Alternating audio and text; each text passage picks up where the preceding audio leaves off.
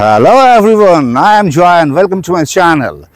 আজকে চলে এসেছি একটা দুর্দান্ত জায়গা যেটা সবার খুব চেনা এবং বছরের পর বছর ধরে কলকাতাবাসী আপামর প্রেমিক প্রেমিকাদের একটা পীঠস্থান বলা যায়, শিক্ষাস্থান বলবো না, যেটাকে আজকে বলা হয় open ওয়ো। Got it, this is central park, salt lake. This is the parking lot. এইখানে তোমরা গাড়ি বা টু হুইলার নিয়ে এলে এখানে রাখতে পারো।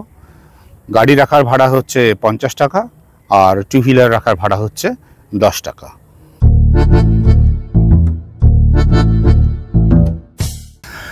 বস টিকিট তো কেটে নিয়েছি।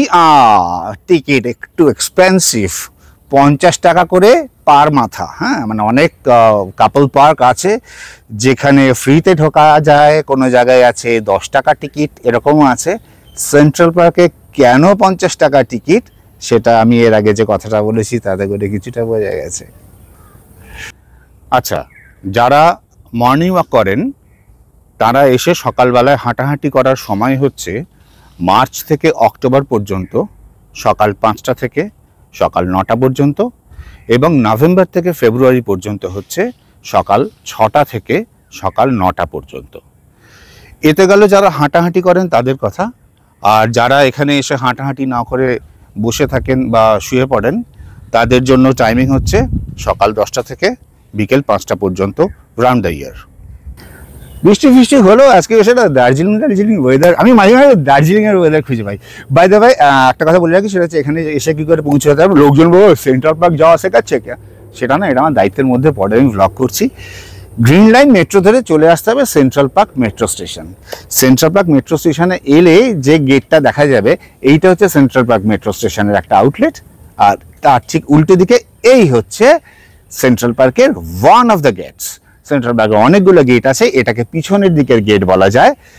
আমি ঢুকে পড়েছি আজকে পিছনের দিকের গেট দিয়ে, কিন্তু বেরোবো সামনের দিকের গেট দিয়ে, যেটা বরাবরের গেট ছিল। তো চলো আমি দেখাতে দেখাতে যাই ভেতরে কি কি আছে, তারপর যখন বেরোবো তখন দেখাবো সামনের দিকে গেট কাকে বলে।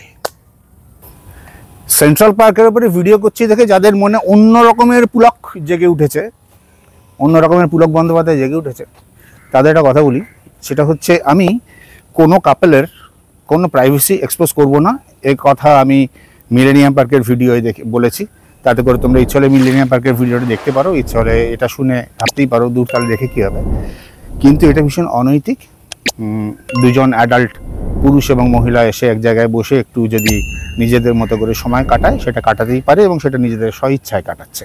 সেই জন্য আমি কিন্তু কোনো কাপল পার্কের ভিডিওতে আমি এই ধরনের বলবো না, ওই দেখো ওরা কী করছে, এই দেখো এসব আমি কিছু করবো না, তাতে করে দেখলে দেখো।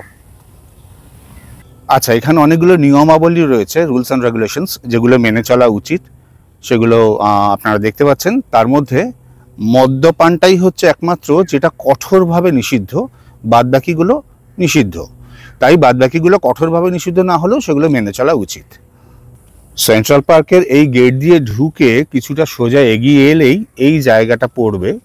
কয়েকটা সিঁড়ি দিয়ে উঠলেই ডুববে না এরকম একটা নৌকো জলের ধারে তৈরি করা রয়েছে, যেটা কংক্রিটের তৈরি। কাজেই তোমরা এখানে এসে আরামসে একটু ফটোশ্যুট করতে পারো, বসতে পারো।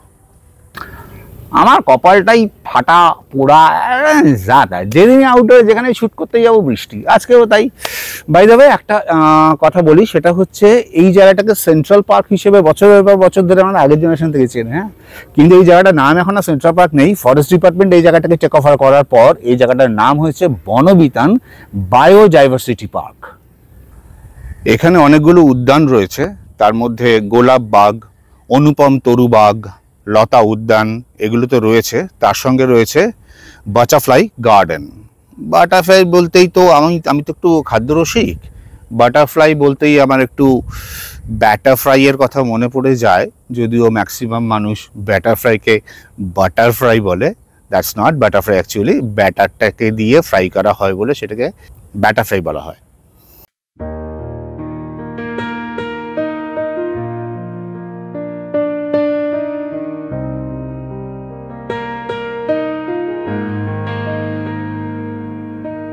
কত কথা বলে যায় আমার শহর, গল্প কত লেখা হয় রাত্রি থেকে ভোর, সবুজে সবুজে মাখা ধরে পথ চলা, স্বপ্ন কত লেখা আছে ওই চোখেতে তোর। এখানে প্রচুর পাখি তো আছেই, আছে বাটারফ্লাই গার্ডেন। তো গাছের ডালে এই দুটো পাখিকে দেখে আমার অনেক পুরনো একটা জিনিস মনে পড়ে গেল। আর এমনই একটা জিনিস মনে পড়লো, সেটা হচ্ছে পৃথিবীর প্রথম কবিতা, যেটা রত্নাকর বাল্মীকি হয়ে লিখেছিলেন, মা নিষাদ প্রতিষ্ঠাং তমগম শাশ্বতী শ্রমা যৎ ক্রঞ্চ মিথুনায় দে কামাবধি কামমহিতম। এই গাছটাকে বাংলায় বলা হয় নাগলিঙ্গম, ইংলিশের নাম হচ্ছে cannon ball tree. Cannon ball মানে কামানের গোলা। এই গাছের ফলগুলো দেখুন, একেবারে কামানের গোলার মতো দেখতে।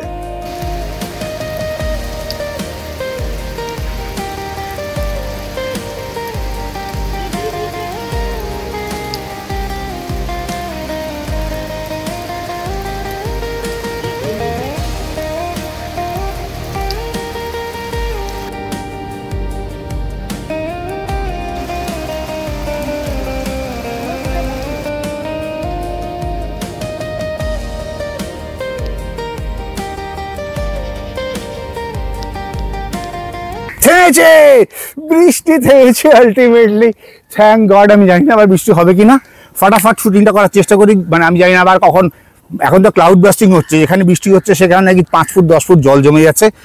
Let's go.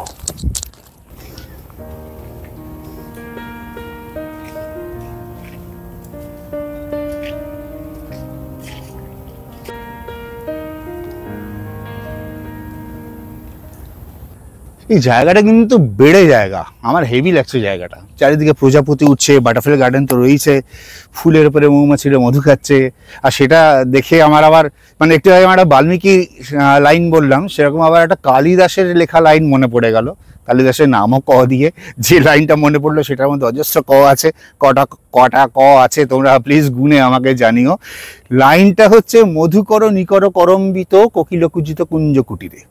মানে কোকিল কুজিত কুঞ্জ কুটির একটা, তাদের মধুকর মানে মৌমাছি, তারা ঘুরে বেড়াচ্ছে। মানে সেটা দুর্দান্ত একটা ভিজুয়াল, আমার হেভি লাগছে। না কুটির ফুটির থাকলে খুব ভালো। এ একটা কুটির পেয়েছি ভাই।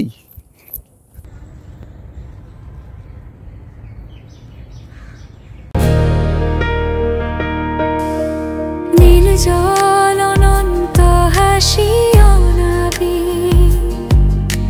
চির সবুজ এই ঘাসে হাসে খিল খিল। স্বপ্ন মায়া কতকটা, গল্প গান রূপ কথা, চলতে চলতে অচেনারও হয়ে যায় মিল। এটা সেন্ট্রাল পার্কের একদম মাঝামাঝি। Here is a pole. এর এক পাশে অনন্ত জলের জায়গা, আর এক পাশে অনন্ত জলের জায়গা। দূরে দেখা যাচ্ছে বিদ্যুৎ ভবন। ওই দিককার গেট দিয়ে বেরোবো। বাঁশরীর ডাকে কুড়ি ধরে শাখে, ফুল যবে ফোটে নাই দেখা, তোমারু লগন যায় যে কখন, মালা গেথে আমি রই একা।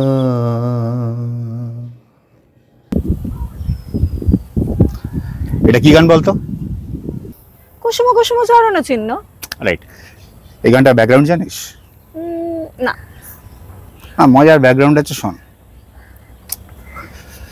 ইউজুয়ালি ঠাকুর বাড়িতে ঠাকুর চাকর প্রচুর ছিল, কিন্তু একদিন আমার একটা কোইন্সিডেন্স হয়েছে যে রবীন্দ্রনাথ ঠাকুর খেতে বসেছেন দুই ছেলেকে নিয়ে, সমীন্দ্রনাথ আর রথীন্দ্রনাথকে নিয়ে। মৃণালিনী দেবী তাদের খাবার বেড়ে দিচ্ছেন। এবার খাবার দিতে গিয়ে যেটা হয়েছে, ডিম ছিল সেদিনকে। হ্যাঁ, তো অত তো ওনার অভ্যেস ছিল না, তারপর বয়সও তখন কম আর কি। ওই ডিমটা দিতে গিয়ে ডিমটা টেবিল থেকে মাটিতে পড়ে গেছে। এবার উনি সেটা খেয়াল করেননি। রবীন্দ্রনাথ কিন্তু দেখেছেন যে ডিমটা মাটিতে পড়ে গেছে।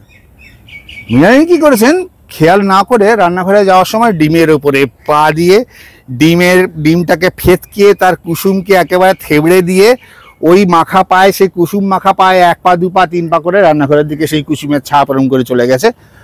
পায়ে মেখে যেহেতু কুসুমের ছাপ চলে গেছিল, সেই জন্য রবীন্দ্রনাথ ওইটা দেখে, ওই সিনটা দেখে লিখেছিলেন কুসুমে কুসুমে চরণে চিহ্ন দিয়ে যাও। বুঝেছিস? সিরিয়াসলি?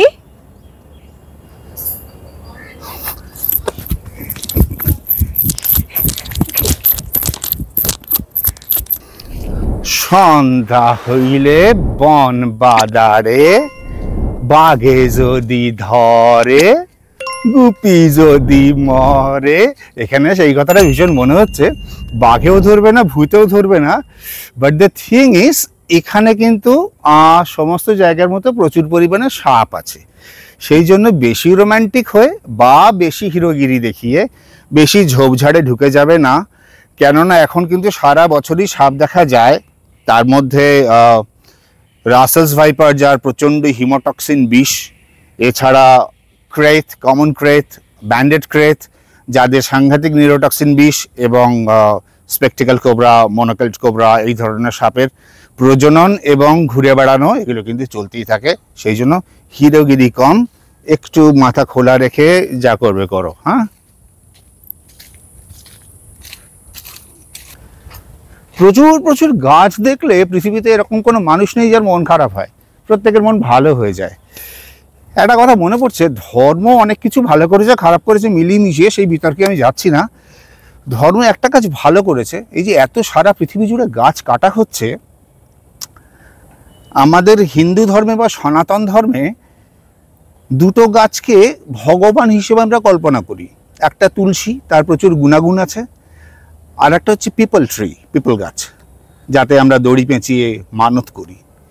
এইগুলোকে, এই যে তুলসী এবং পিপল, এই গাছ দুটোকে ধর্ম একটা ঈশ্বরের তকমা দিয়ে একটা ভালো কাজ করেছে। তার একটা সায়েন্টিফিক রিজন আছে, সেটা অনেক বছর আগেই আবিষ্কার হয়েছে। আমরা জানি সমস্ত গাছ রাত্রিবেলায় কার্বন ডাইঅক্সাইড ছাড়ে, যার জন্য বলে যে গাছের নিচে শুয়ে না বা কিছু।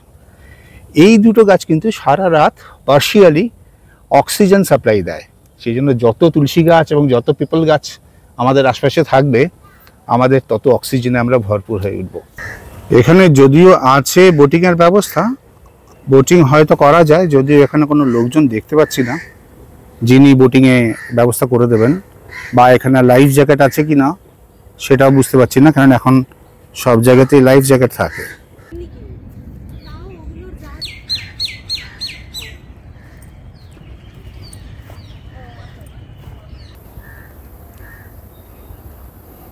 যারা আমার ইডেন গার্ডেন্সের ভিডিও দেখেছো তারা শুনেছো একটা আস্ত প্যাগোডাকে কি করে বার্মার, মানে তখন বার্মা ছিল, বার্মার প্রোম শহর থেকে নিয়ে এসে ইডেন গার্ডেন্সে বসানো হয়েছিল। এই প্যাগোডাটা এতটা বড় নয়, কিন্তু এই সেন্ট্রাল পার্কেও একটা দুর্দান্ত প্যাগোডা আছে, সামনে একটা দুর্দান্ত মেনটেইন জায়গা। ডেফিনেটলি এখানে এলে এই জায়গাটা কিন্তু ভিজিট করবেই। একটা মজার গল্প শুনবি? ঠাকুর বাড়ি তো একটা বিরাট ব্যাপার, আমরা জানি। রবীন্দ্রনাথের ঠাকুরদা প্রিন্স দ্বারকানাথ ঠাকুর, তার গল্পও জানি। তা রাইস লোক ছিল, মানে বিশাল পয়সা। তিনি জুতোয় হিরে লাগিয়ে পড়তেন, মানে সবাই যে হিরে পাগড়িতে পরে উনি সেই হিরে জুতোয় পড়তেন। অ্যাকচুয়ালি কি হয়েছে কেসটা, তিনি এত পয়সা জীবনে কামিয়েছেন এবং এত পয়সা জীবনে উড়িয়েছেন যেটা মানুষ জানে না।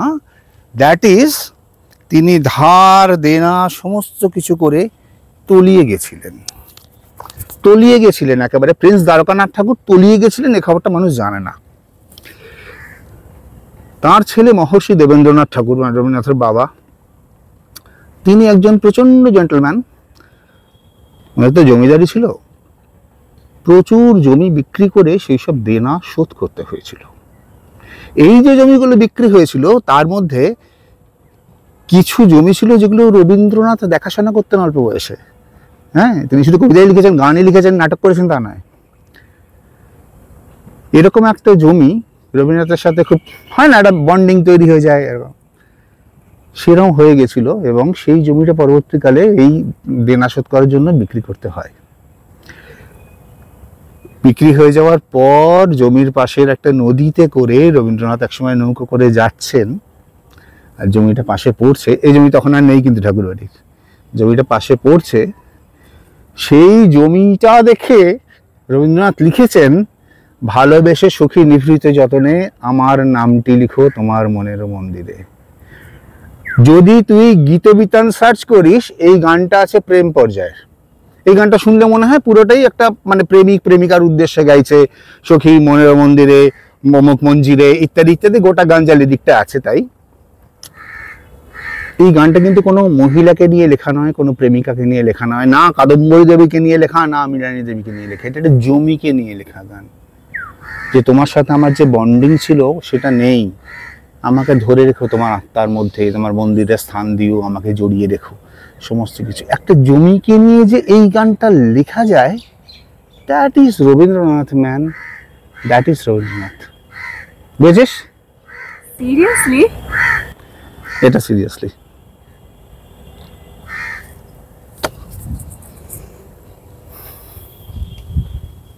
মনে করে সখী বাঁধিয়া রাখিও আমার হাতের রাখি তোমার কনক কঙ্কনে। আমার লতার একটি মুকুল ভুলিয়া তুলিয়া রেখো তোমার অলোক বন্ধনে। আমার শরণ শুভ সিন্দুরে একটি বিন্দু এঁকো তোমার ললাট চন্দনে। আমার মনের মোহের মাধুরী মাখিয়া রাখিয়া দিও তোমার অঙ্গ সৌরভে। এবার একদম বেরোনোর মুখে চলে এসেছি, আমার পেছনে গেট দেখা যাচ্ছে। Here is a suggestion for you people, সেটা হচ্ছে তোমরা যে গেট দিয়ে ঢুকবে তার অপোজিট গেট দিয়ে বেরিও, নাহলে এত বড় এরিয়া কভার করতে পারবে না। যাই হোক, পুরো জিনিসটা দেখালাম। আমি মেট্রোর গেট দিয়ে ঢুকেছি, আর এখন যে গেট দিয়ে বেরোবো এটাই একসময় মেন গেট ছিল, এদিকে মেন রোড। আমার ভিডিও এবং ব্লগ যদি ভালো লেগে থাকে তাহলে ডেফিনেটলি লাইক করো, কমেন্ট করো, সাবস্ক্রাইব করো, এবং সাবস্ক্রাইব করে পাশের ঘন্টাটা টিং করে বাজিয়ে দাও। Come on, follow me.